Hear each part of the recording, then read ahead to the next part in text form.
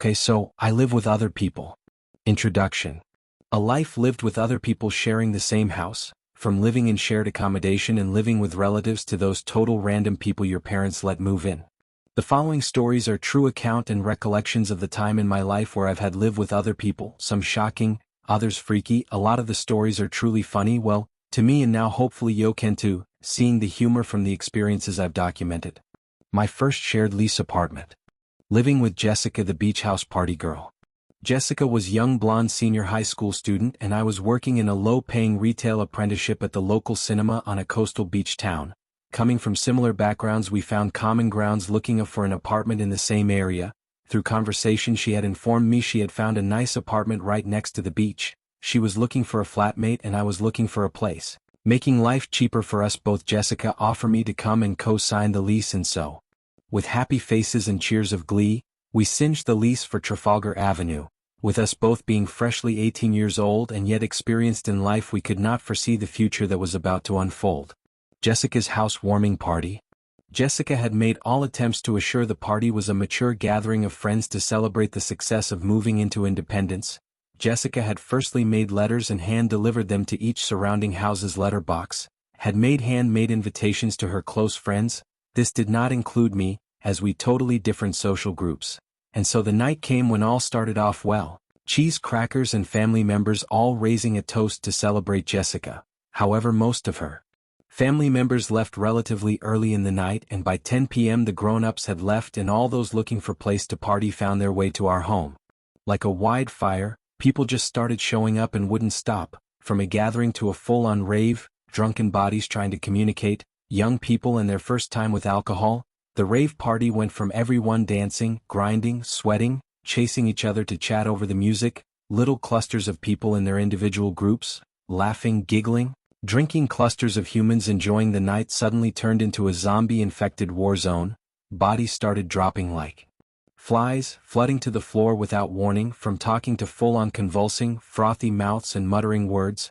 Bodies slither, reaching out, crying out with groaning moan, some rolling around in their own turmoil, others in full zombie mode walk in slow motion with no intention, dazed and confused, and when a good Samaritan tries to assist they suddenly freak out and go into a frenzy of panic and attack, increasing with the bright lights and siren sounds of the incoming ambulance. The medical team required the assistances of the police due to the outbreak of the zombie apocalypse. Hundreds of teenage children intoxicated and positioned by the drugs they had taken.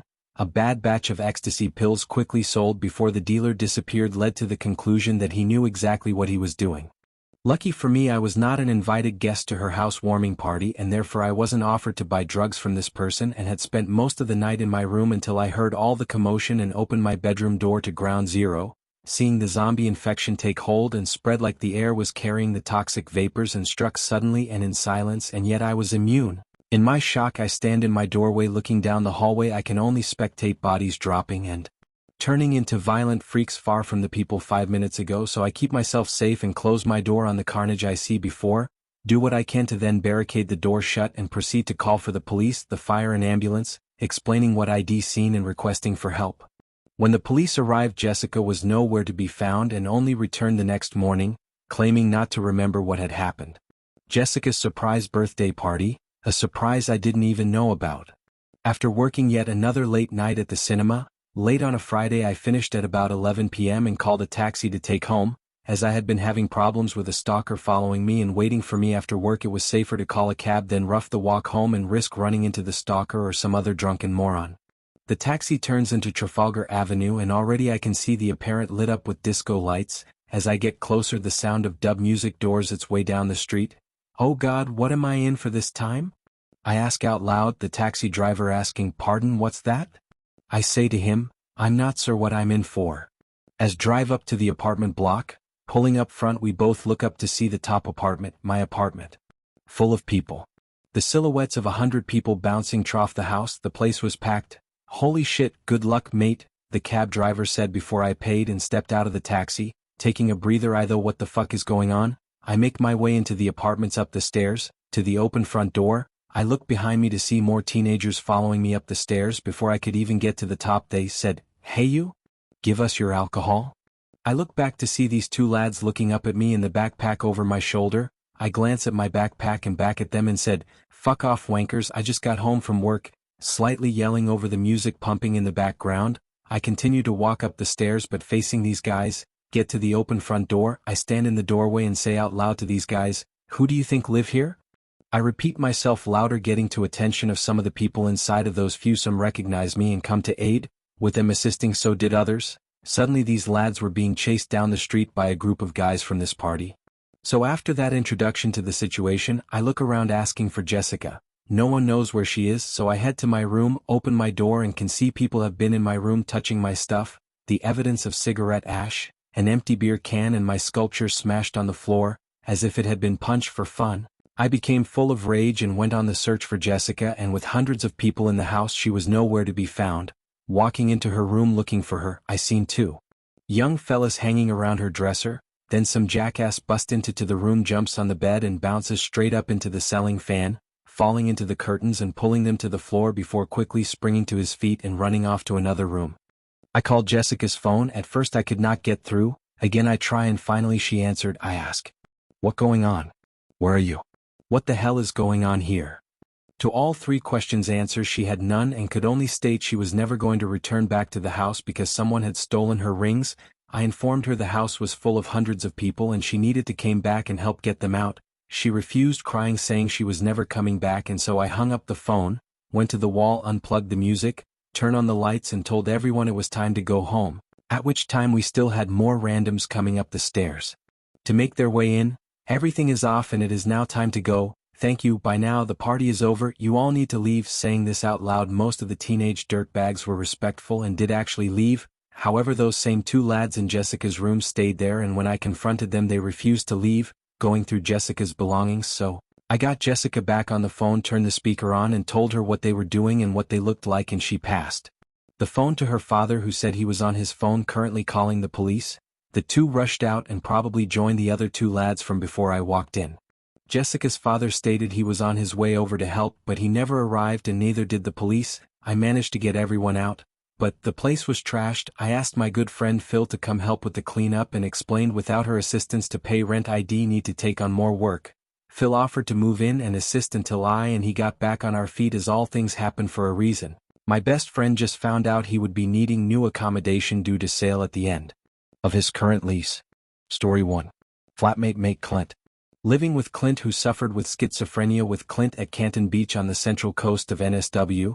The two-bedroom was the middle on the second level, spacious enough for two young bachelors and close to the lakeside. It was a perfect spot.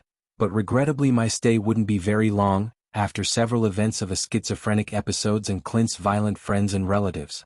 One of these events, Clint wasn't at home at the time, so when this guy that looked like Clint walked in, it took my brain a minute to compute that this guy wasn't Clint. He looked a bit like him but a bigger build and older, and in fact was the older brother of Clint. I realized as him and his mates have burst in, slamming open the unlocked door, bang, walking with swagger, puffed up and ready to hurt someone, was written all over his face, the same face on the three men behind him. He announced himself, "I'm Clint's older brother blah blah blah," and then reason he was here, informing this guy named Rash that he has overstayed his welcome. One of them looks at me and says, "Him?" Clint's brother points at me and says to his mates, Nah, not this guy, that's my brother flatmate," all there to force this guy Rash out, the homeless guy, laying on the lounge room floor, and in fact overstayed his welcome. Clint had invited Rash to come stay at our place for a few days. This dude had hung around like a Rash himself, with no efforts towards recovery, just bludgeoning of us both for weeks. So, within those few weeks, Rash had obviously overstayed his welcome, as the older brother of Clint with his friends surround him on the floor, help him to his feet, picking him up and drag him out the door with his feet dragging on the floor behind him, all three dragging him out the door and down to the road. It was there in the middle of the road that they started beating the shit out of him. This guy Rash didn't deserve what was happening. These guys were smashing him hard with punches, kicks and pushes. The sound of three men painful beating the flesh and bone out of this guy Rash was shocking. The sound echoing up the street, I could swear to God I was watching a murder happen, so I just closed the door and went to my room and pretended I didn't see anything. The best episode of schizophrenia. So, just so you're aware, Clint is a hallucinogenic schizophrenic, himself harmless, but his visions of dead people laying in a pool of blood on the roadside, down the dark alleyway, running soaked in blood, see there? In the middle of the road. That person there, should we help them? We should help them. Then Clint would dash away, running off down the street after whatever it was he had seen. His liking for drugs and alcohol only caused further dysfunction and harm, causing episodes where Clint was the left wing of the load, and able to talk to the dead with this here pen and paper. So, Clint's episodes became commonplace and considered normal, until the line of reality blended with a horror film. Between the normal days, this bizarre day frightened us all. I'm in my bedroom laying on the bed with my girlfriend. We hear Clint muttering something from the lounge room couch. I get up and listen closer, putting my head against the door, my ear pressed, listening. I hear Clint say softly, "Fuck off. Fuck off." I look to my girlfriend and say to her, "It looks like Clint needs some help. I'm going out to make sure he's alright." She agrees, smiling to my quick offer of assistance to my friend in need. I slowly open the door, seeing Clint's feet first as he lay horizontal on the couch. My sight traces up the couch as my bedroom door opened, revealing more of Clint laying down. I see his torso, arms folded across his chest, his head tilted back looking up, pushing back into the couch, his head squished into the arm's side corner as he looked up in fright, again stating, "Fuck off." As I open the door and see Clint in full, his face froze and he quickly looked over to me with his eyes wide in horror, his face white with shock. He makes eye contact with me, frozen in the moment until my eyes make the same gaze, looking up to the end of the couch and sitting on the arm's side with long jet black hair, a white nightgown, this skinny fragile ghost-like lady leaning over Clint, biting the air in front of his face with rotten stained teeth clanking together hard each time she snapped them close. She leans over him repeatedly saying, my house, get out, my house, out." Clint staying still looking at me as I am this woman. My facial expression changes from curiosity to shock. Clint looking at me. I said, "Clint, who is that?" As soon as asked, Clint sat up and slid across the couch, confirming for us both that what he is seeing I am too. This shit is real, in reality, in our house in the midnight hour. That there in fact and is for real. There is an fucking old lady in a nightgown and looking like death leaning over you while you're sleeping on the couch. "I don't know, man. She came from nowhere," Clint cries out with tears running down his cheeks. I look back over to this lady sitting on the end of the couch and I asked her, excuse me. "Who are you?" She mutters back with a drunken tone and slur, "My name is In, and I live here." I said, "And look around, is there anything that is yours?" She replies with anger in a rusty husky snap, "No." I then say to her calmly, "Well, can you tell me what number unit do you live in?" With the same husky angry snap. 19, she answers, staying calm. I reply, "Okay, and that's directly under us, down the stairs. Can walk you down?" She agrees with a nod of her head. I get close to her and the smell of port, whiskey and brandy oozed out from every pore. Her breath was fatal, death waiting to happen. As we made our way out the door, down one flight of stairs, linking arms turn, making our way down the second set of stairs, a few steps down and just a few more to go. Somehow her legs, both legs lifted from under her at the same time, both legs pulled out from under her, as gravity take hold. Her torso gave weight to her upper half to hit the step hard, with her ass taking the blow. Honestly, there was no way to hold her as her entire body fell with force. A smack bang. "Oh shit," I say, looking up to see Clint looking over the balcony with big wide possum eyes, shacking at the knees, staring over at me now, helping and up and into her apartment. I asked if she needed any more help, but my offer was rejected. The next day I awoke to find Clint at the front door, sniffing the air. Clint then started claiming he could smell her dead, rotting body. I told him body rot doesn't kick in for at least 7 days. Clint reported himself to the local hospital and went away to stay at the farm for just over 3 weeks. Story 2. Living with random people. So there comes a time in most people's lives where they are put in a situation where, due to things like living cost, location, affordability and pure desperation, has that person, you, I and any other, finds themselves living with random people, maybe a friend of a friend who has a room available to rent. It seems inviting, living with people around your own age, people with commonalities and goals like your own. Maybe they are from your study peer group, your workforce group, or even an old friend. All these lines blend when it comes to living with each other, as personal habits, hygiene, relationships, routines and everything in between becomes an arising issue and concludes in conflict and a notice of eviction or a similar confrontation, and all previous relationships are bound to fail and become a memory or traumatic experience of that time when you lived with another person and had to abandon a group of friends due to these past events. In this story I came to realize that bed bugs were a true thing and not just a blessing from your mother whispered to you as she left your bedroom every night and said, "Sleep tight, not let the bed bugs bite," she would say. It was a warning, not a blessing. But as I said, I had no idea that they were actually real, until I lived with this one group of musicians. I was in my late teens and an invitation to rent a room in Gosford came from a friend of a friend.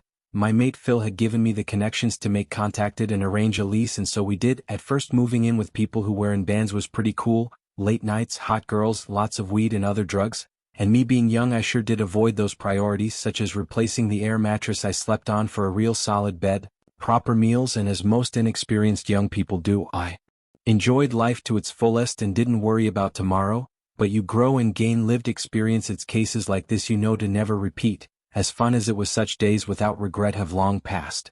After a few months, all come to a head, everyone coming together to vent, and when the mention of the long-abandoned metal pot pan that had sat on the stove top so long the lid has begun to raise with tormenting foam, a life form spawned, spewing out pollinating clouds of bacteria once the cold had opened the lid and started to consume air, exploding into a toxic experiment of how long can we let it go, until it grows legs and consumes us all. So, disagreements happened, fights and hatful words spouted for a week, and then a mass exit began, after the mattresses from the main 2 bedrooms were removed and put out for the garbage pickup. Within 15 minutes we notice a trail of small moving mites, coming from the former bedroom and making a strength line for the lounge. What the fuck? What the fuck is that? Oh my god, what the hell are those things? There. On the floor, those things trailing through the lounge room. I said with fright and questioning in my voice. Are they ticks? Or cockroaches or something like that? I asked one of the other flatmates that just happened to be there witnessing the same thing I was. He turned to me and said sternly, "Dude, those are bed bugs." What? I replied, shocked. "Yeah man, you know those things that live inside your bed and come out and eat at your flesh at night?" This dude named Guy explained. What the fuck man, I had no idea they were real. Truly man, you're not fucking with me? I asked just to confirm. With a serious face he replied, "Yeah dude, gross, hey. What can I do man? I don't want live with those things in my bed and on my clothes." I asked him for advice and he stated, "Throw everything out, everything, and start again." Well, lucky I have a cheap-ass air bed, I replied with a chuckle. Later that day, after I started to throw out any materials I had, anything like sheets, clothes and towels were being thrown out, when I was taking a bag of stuff out to stack up the garbage piling up out the front. The sun was blaring down as I throw yet another handful of stuff onto he pile. I see movement from the corner of my eye, so I turn and look, seeing the mattress that was thrown out earlier. I look closer as I see little, brown mites moving about.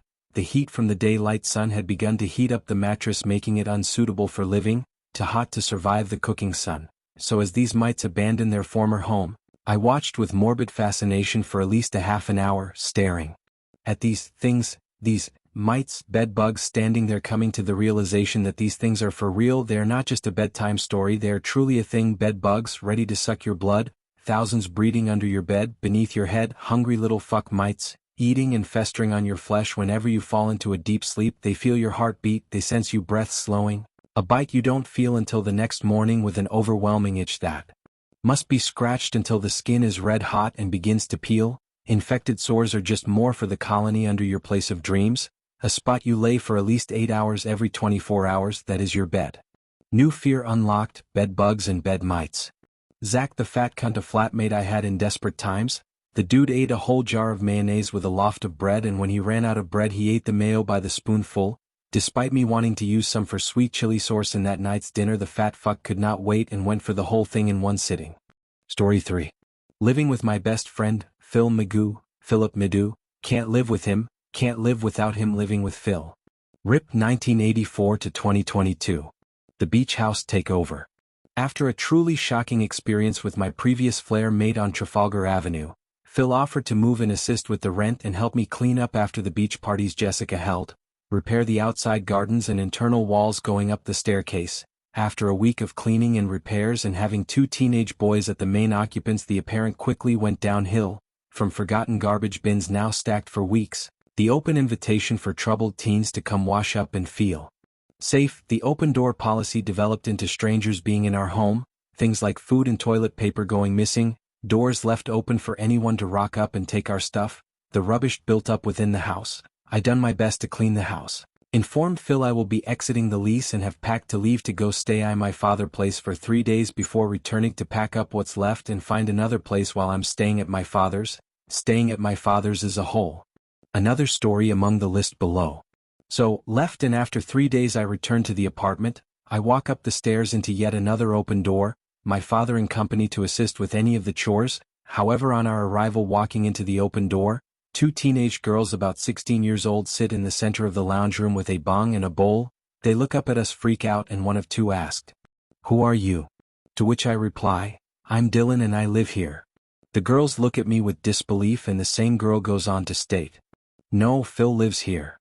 Yes, and I am his flatmate who has cancelled the lease and told him we had to move out. The girls both looked shocked and the other girl sighs and states, We just cleaned this place up for him too. Was bad. The benches were covered and there was food and stuff everywhere. We had to bring up the empty bins from outside and we swept the back top rubbish straight into the garbage bin, then we vacuumed and wiped everything down. We were just trying to be nice and thought he might let us stay, well, because we haven't got anywhere else to go. And we wanted to impress him. I said, well, you defiantly would have surprised him and I can only thank you as I can't imagine what it was like. Well, I can but don't want to. Again, thanks heaps girls, but you're still going have to leave because to his moving out day and I have no say, as the lease has been cancelled and this is the last day of the 2 weeks notice. We packed Hill's stuff under the car park cabana, pack what I could into my father's truck and finally said farewell to Trafalgar Avenue. With that still I ended up with a $5,000 damage bill with the real estate agent's maintenance man having to fix up most if not all of our dodgy repairs.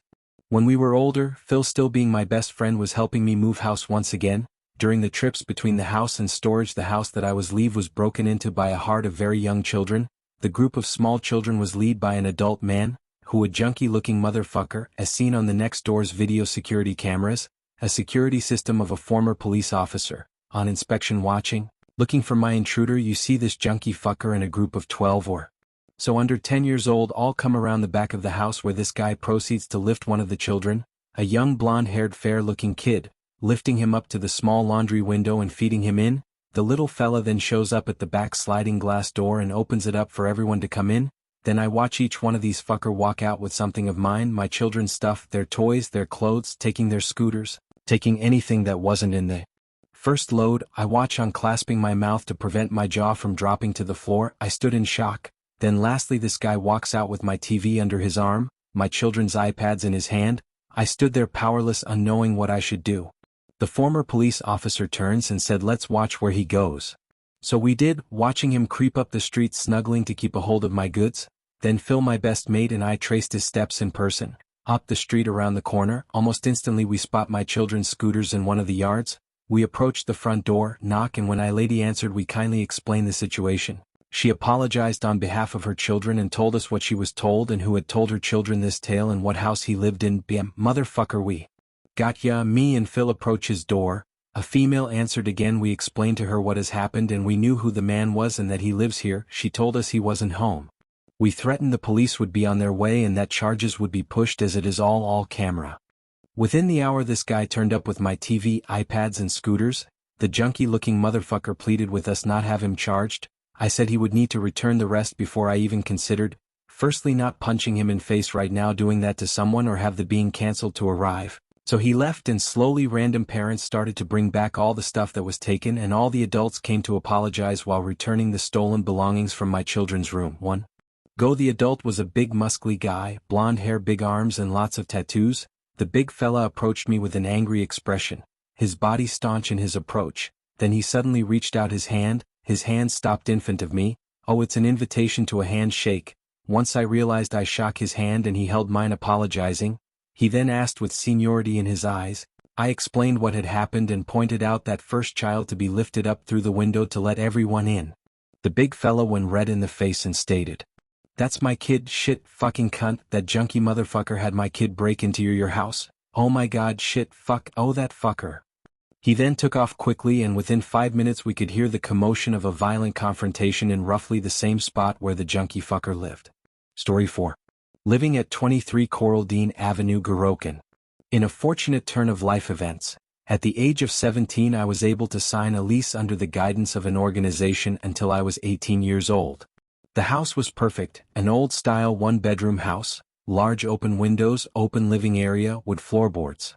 Out the back on the left attached to the house was an old wood rotten stand where the water tank once was, now a stage for my ego. Further up the left side of this overly large backyard for a small house was an outhouse, working usable toilet, next to it a small hard-built garden shed with a large window for light to come in and help grow the plants.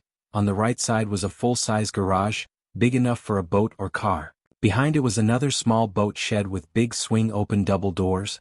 Not suitable for human dwelling, however someone did come to live in the shed for a short time, the same person being a reason for of my homelessness in the beginning, however now homeless themselves and in need. What child wouldn't help their father? My father, is a truly toxic person, professional bum, a skid mark of society. Mark had found himself homeless once again, somehow find out where I lived and in his time of need came knocking at my door, going to see him with hopes you might be able to repair the relationship of a father and a son. However, within weeks it became evident that I had the vulnerability to let him in. One juvenile mistake had allowed a monster back into my life, a monster living in my back shed, a monster coming into my house. Before long he begun to overly socialize with my friends, flirt with those younger than his youngest daughter, try moves on my best friend Nova who karate chopped him to the floor with force.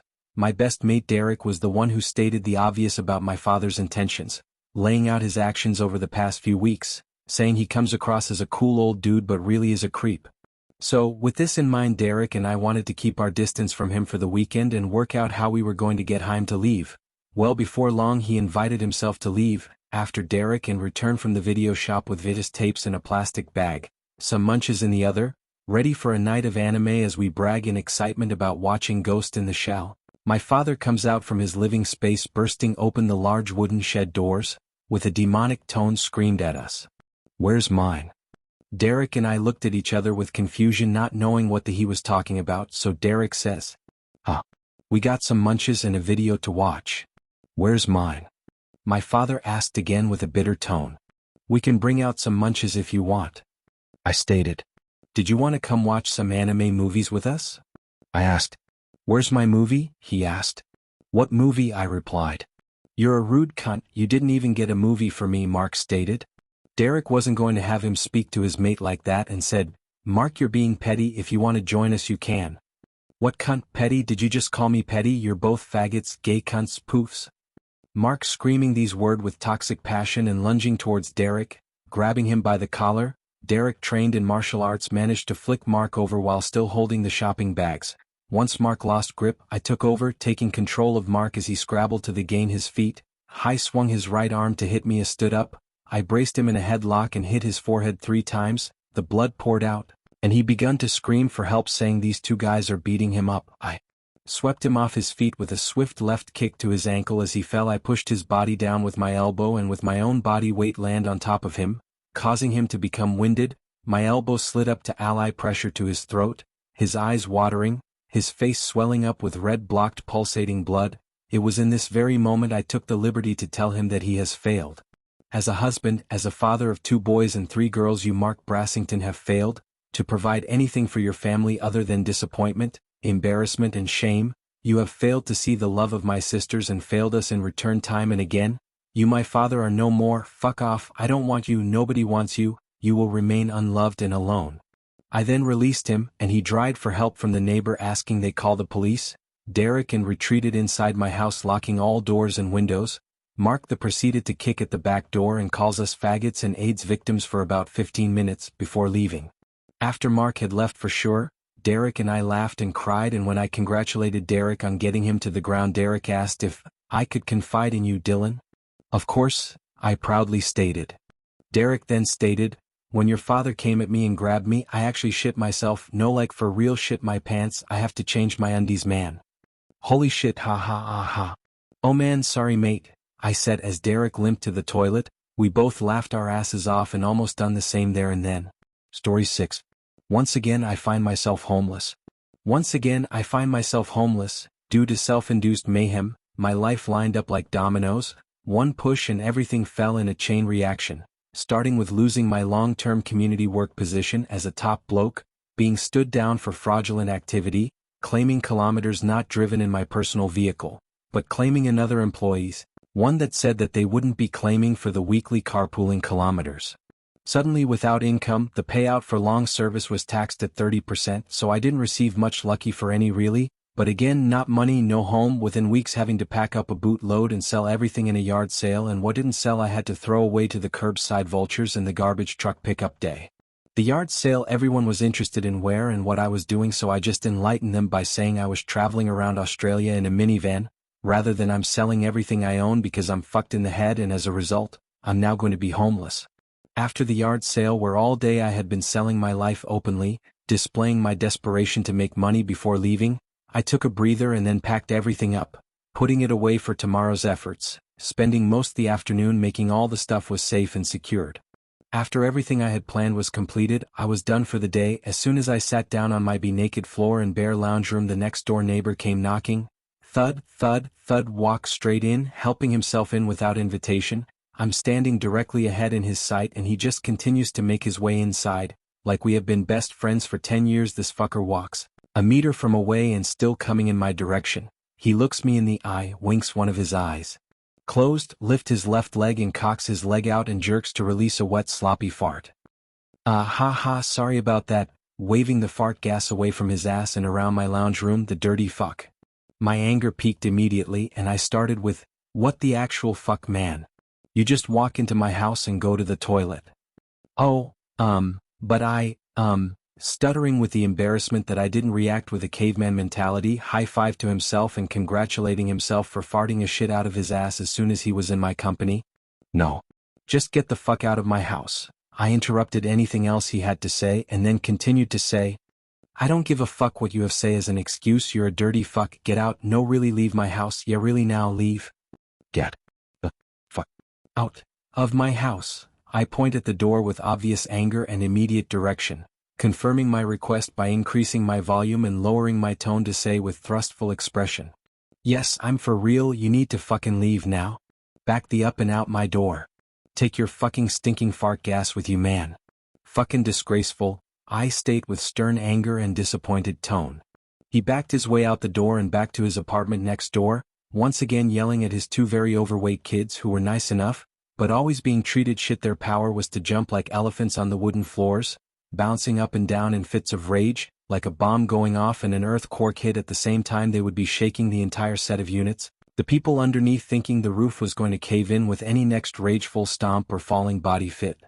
Sunday was guaranteed to be a good day for sales, being the local market day. Locals are out by the hundreds, so early Sunday I get out the front and start set my yard sale.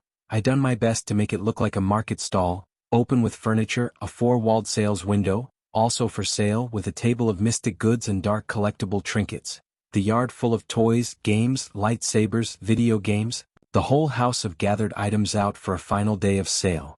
Shortly after opening, ready for my Sunday sales to begin rolling in, this motherfucker from next door decides to turn his music on, and turns it up loud, so loud that the whole street could hear his shit playing. So, first thing that any buyers and passing potentials would hear, Limp Bizkit's For the Nookie on repeat for an hour. I knew for sure this asshole was doing it on purpose, in retaliation for his own embarrassment of almost shitting himself walking into my door the day before.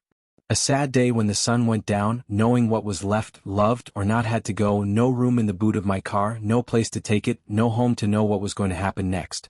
After packing down my makeshift market stall, I look at my stack of cash in my little monkey bag, thinking to myself sales had been good, selling everything I have in desperation to gain value for my worthless collection of assorted items and household goods. There was an overwhelming feeling of selling my soul in a yard sale and watching bird and prey pick out the valuable meats and marrows of my life's carcass. My life just a few cheap trinkets and camp gear for sale and ready giveaway. All that went out of my hands went with regret and shame, while I wore a smile on my face and told repeated stories of traveling Australia, as a tall tale to make sales before eviction day tomorrow. Inside my unit I unpack my little monkey bag stacked with notes and heavy with coins, cash that I'm ready to count. Thud, thud, thud. At the front door, the screen door closed and locked for exactly this reason. In the case of the next door dickhead dude, knocked and made his way in the door without invitation for a second time. I opened the door, to this guy instantly asking how much I made today with my garage sale. I hesitate and said, I done alright, not enough but enough to help move on. With an ignorance to what I was saying, he asked again, how much did you make? I said a few hundred and brush him off with, "Yeah, good, thanks, bye."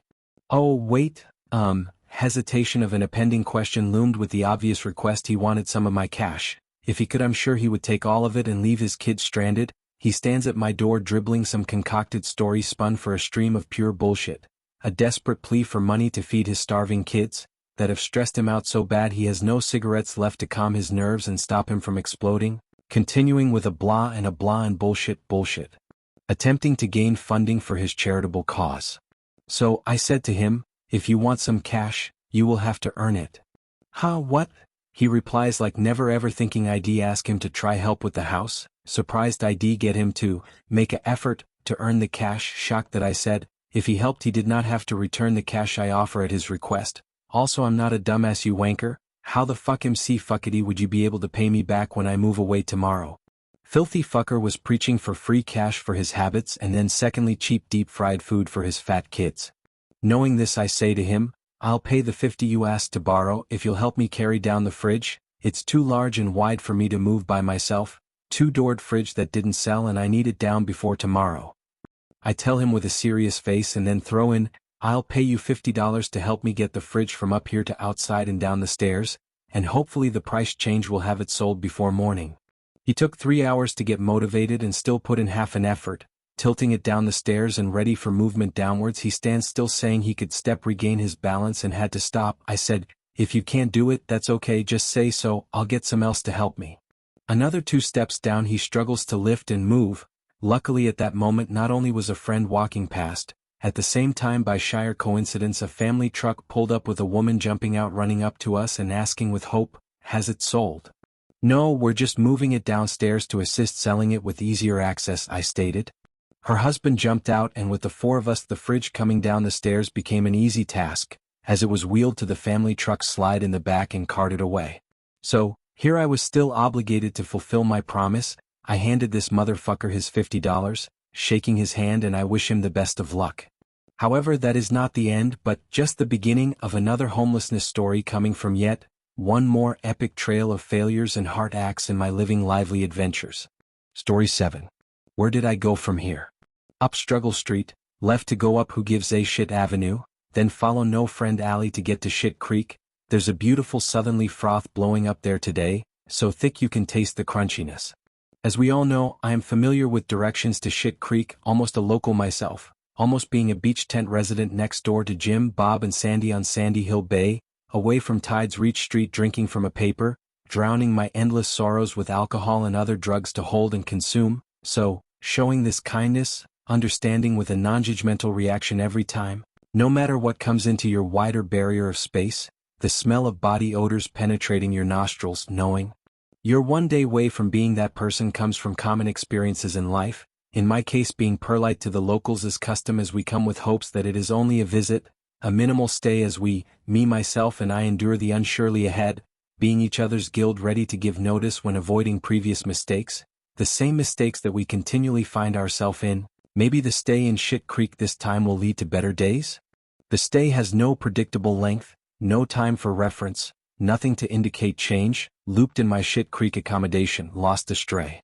Luck cast with hope out into Shit Creek Sea, cast out over the waves of crashing turds and liquid shit, beyond the cluster of floating facies, past the brown-stained urine froth washing ashore with every wave onto the hot rough coarse sand below my feet planted deep, watching my casting throw of all my true intentions filled with my luck and hope fly far out across the air and Shit Creek below, my luck, my hope, reaching as far as it can before landing with a K-plump, like any other solid turd splashing down beyond sight around S-Bend Cove, sailing away like a bottle message among a sea of other broken individuals' hope and dreams. So when you're just passing through, you better be nice to the people you will see tomorrow and maybe the day after that and then again the day following that one, until you come to realize you've been a resident here now for half your life. So always be graceful, perlite as possible, stay grateful and smile while you're waving on your way through Bumsgather Town, on our way up to stay at the Ye Olde Inn's mighty tight nightly stay just a street away from Shit Creek. So close you can hear the waves sloshing in and out and smell it when the southerly breeze kicks in. The surf's good today if you fancy a dip and catch a wave or two or just hang around long enough and you don't have to wait for the floodgates randomly spring open and suck you down into a white water rapids adventure, Surprised you have not raft or paddle? I'm not. After all, this is shit creek, so you should just lay back, relax and float for a little bit. Look, you can float with me downstream. Don't worry, says I. Just say fuck it and enjoy the ride. I continue ranting, egging the others closer for the gates to open on shit creek's random rapids of brown frothy doom. Myself cracks jokes and edges me onward up shit creek, encouraging me, always to join in a trio floating down the rapid falls of shit creek, and I to give up our gripping care factor and clutching strips of self-ego. Don't worry dude, just let go. You have no control, you can't change the river's stream, the rocks of aiming direction, so just chill, take a deep breather and float for a while, release that struggle of built-up tension. Let go the need for attention, admiration, glory, sexy youthfulness, to gain a sense of self-power and worthiness of love's affections. All must be let free of your request, free of your demand in daily live, and the repeating thoughts of you are not good enough. Yes, shit cunt, dumb fuck. I must get to better is an unachievable goal of tomorrow, and tomorrow never arrives, and again we delude ourselves with feelings failure and a sense our wants will always be just out of reach. So, by choosing now you're choosing to live today. If you're not changing it you're choosing it. Be careful what you wish for. I rant on as the gates open with the drawing force of a water vortice slide, sucking us in suddenly. The first free fall drop over the waterfall has you gripping for nothing, gasping for air that isn't there, lost of direction. Up and down seem unfamiliar for a moment as the wash flow you further downstream. For a moment your feet touch the ground below, that sense of security swiftly taken away, when the current takes your legs from under, pulling you further under, further down the turning peaks of washy slush past loves and the twin points of present mistakes, down the rapids of shit creek. A description that could go on, and on, and on, and on a little bit more, with just a tad more to see if you still care or if you're even paying attention to my life's misfortunes. Unsure if I was leading myself astray on a random path, chilled and relaxed heading towards a predictable doom, or we trust in his lead, being the guiding force for me, myself, to survive, living through until the very end, a voice of reason and motivation through these hard swells and difficulties turns, overcoming the struggle falls from grace, a voice to live life in all its spectacles of love and mayhem. And if we die in the shitty rapids of rage, at least I was convicting enough for us to think otherwise. Not a real place I went on holiday. Still homeless. The stretch from unemployment to receiving unemployment benefits of 16 weeks apart is too far between incomes for any kind of continue with your normal, and further if given any form of payout funds, and anyone can foresee the struggle ahead is inevitable unless you have a wish come true, a hope returned, a lucky turn of fortunes in the next few weeks, days, tomorrow. Wake up and deal with today and what we have to do for survival, and continue to reach for the ability to thrive in life. By the hard work of continual government assistance support line calls, the visitations to the offices with no petrol in the car, having to jump through hoops to get the fuel to get to the work support office to collect a $50 voucher that needed phone credit to access and activate and wouldn't be active until 24 hours later. So, stuck with an empty car and no credit and a fuel card I can't use to get to these obligations appointments to gain income and accommodation support. A few soup kitchens later, along with the consistent politeness to be thankful, accepting the shitty hampers they think help, but the fake smiles, desperate faces hide the disappointing gift from these charitable organizations giving out packages, these consistently shitty hampers, packages of half-rotten breads, discarded goods of the cheapest kind, daily bin disposals now avoided waste and given to the needy, boxes full with cold shelf-life foods already dead, crappy hampers of discarded random goods not worthy for the homeless or any person to consume. Crappy quality out-of-date meats and fruit, fly-ridden fruits next to ready-to-go moldy bread. You can wash that down with some stale bakery buns, chewy and unbreakable dinner buns for bums, desperate hungry bums who take and smile, returning tomorrow in the hopes for something better to eat will be on offer. Story 8. The Old Fella's House.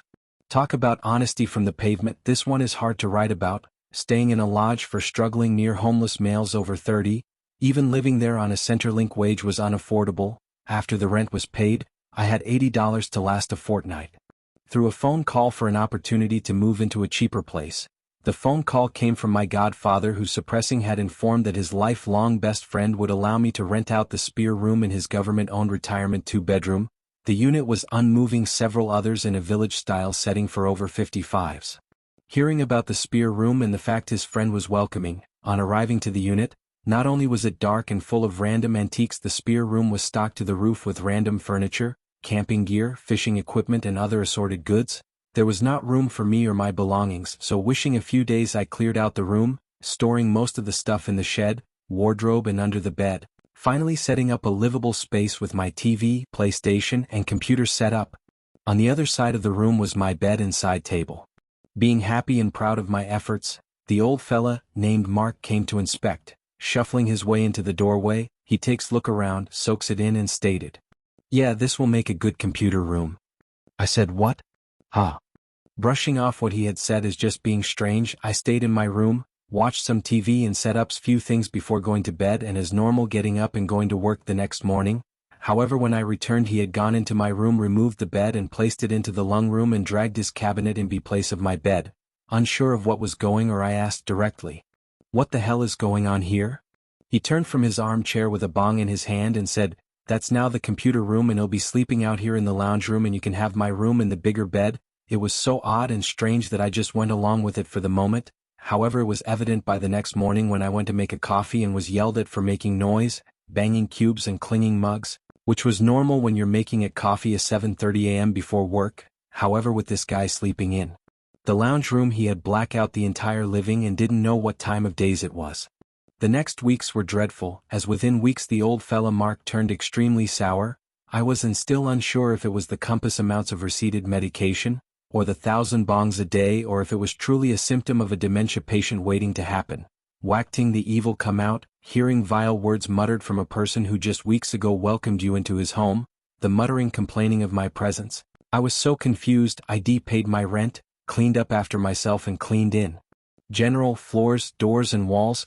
I didn't understand what was that I had done to make him upset, angry and the point of being an asshole behind closed doors, as I could hear him mutter foul and offensive remarks about me, my age, my need to have to rent the room from old mate. From what phases I could make out from what Mark was muttering was something like, "He's a bloodsucker, soul-sucking fucker. That's doing nothing bludging of me." He continued stating my age and how I'm still a fuck up even at your age trying to take my home. Well, you can fuck off, fuck right off. So, here I was shocked, unsure of how I was sucking the life from him in a quest to steal his government-owned retirement unit, and now feeling very unwelcome I started to pack with haste and with a driven pace to leave that very night, and so I did. During the entire time he sat there, blowing his bong smoke out towards the TV, already yellow thick stained with the consistency of a smoke-filled room, Mark could make eye contact as he just sat there and said nothing. As I walked in and out of the house packing everything I had into the car and left without saying a word to the toxic old fella, deteriorating as sitting in the lounge room armchair with a bong in one hand and a beer in the other, a glazed stare at a blank screen at his tobacco-stained TV screen. I hesitate to tell you the old fella Mark is my biological father. Story 9. From there I moved into the little old lady's house. The little old lady was suffering with blood cancer and needs assistance to live and repair the house after her grandchildren had left the house to live adult lives. Everyone in her life told sternly not to let the grandchild move back into her home, as most to all of them had said, the now grown child at the age of 19 is still the spawn of Satan. However, she did not take these cautions, ignored the warnings from loved ones, disregarded the advice of her own elderly mother and allowed this innocent-looking monster to move back in, and moment she stepped into that house any sense of calm and relaxation quickly escaped out the front door surely due to fear of what was about to unfold. If only at that same time I had done the same. However, fundability had me stuck and hiding from the madness that was downstairs, and I refused to interact with the devil's daughter that slept next door, not until the last day when all went to hell, which wasn't exactly where the devil's child is comfortable.